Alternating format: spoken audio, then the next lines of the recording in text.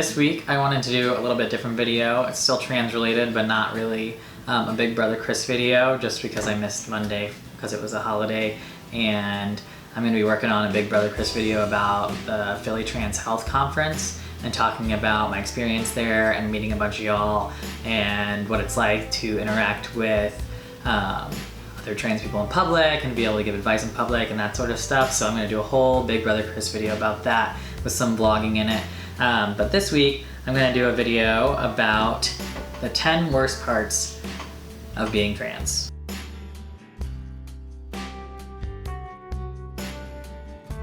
So obviously there's a lot of good and bad things being a transgender person. There's a lot of good and bad things about being any person. And this is just my own personal opinion, and honestly it's just kind of a little bit tongue-in-cheek. Obviously there's some... Yeah, obviously the worst things you can encounter are the high levels of violence that trans people, especially trans people of color and trans women of color, encounter on a daily basis. The bigotry that people face, the attitudes of society, all those sort of things. But this is just 10 things I was rating the other day after interacting with some, annoying online hate, which follows up one of my last Big Brother Chris videos. If you want to check that out, it's about dealing with internet hate and online bullying. This was just kind of off the top of my head, 10 things that really annoy me about being a transgender person, and then maybe give perspective about some of these small things or big things that really suck about being trans. And obviously it's not everything that sucks about being trans, and to some people these things might not even be an issue, but this is just my own personal opinion. And I'm going to make a point to make an equally awesome 10 great things about being a trans person, to give you guys the flip side of that perspective. So these aren't in any order, but I'm gonna number them off anyway. So number 1 is doubt from yourself and other people. Nobody doubts that you know that you're a cisgender person, but the minute that you're trans and you come out as trans, everybody wants to ask you, are you sure?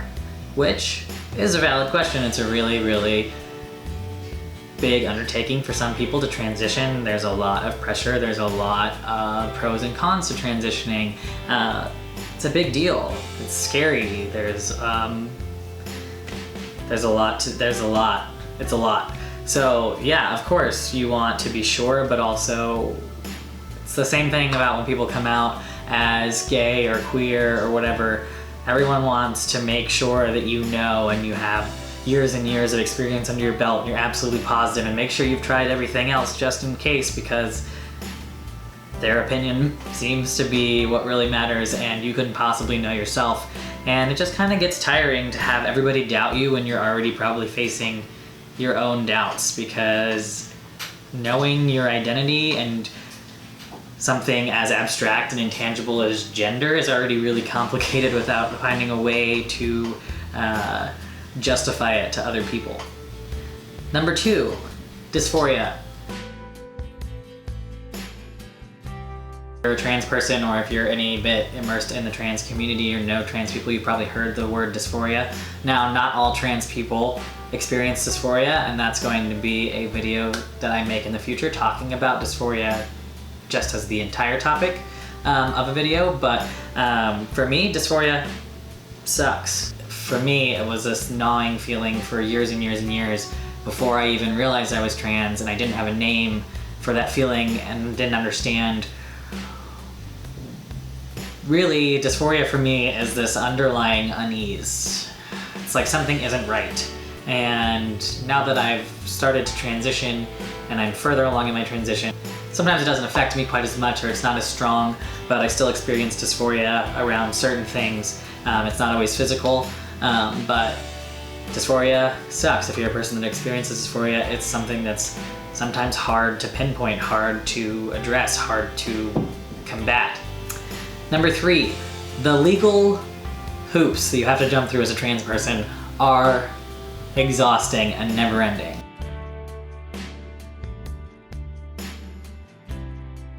So not every trans person decides to change their name. There are all sorts of reasons you're going to change any of your legal documentation, but speaking as a trans person, the process of changing your name and then also changing your gender marker, if you decide to do both of those things, there is always something. It's your driver's license, and it's your social security card, but then your passport, and then your insurance, then your car insurance, and then your bank, and then your credit card, and then it goes on and on and on, and you have to get your diplomas remade if you want, and all these things.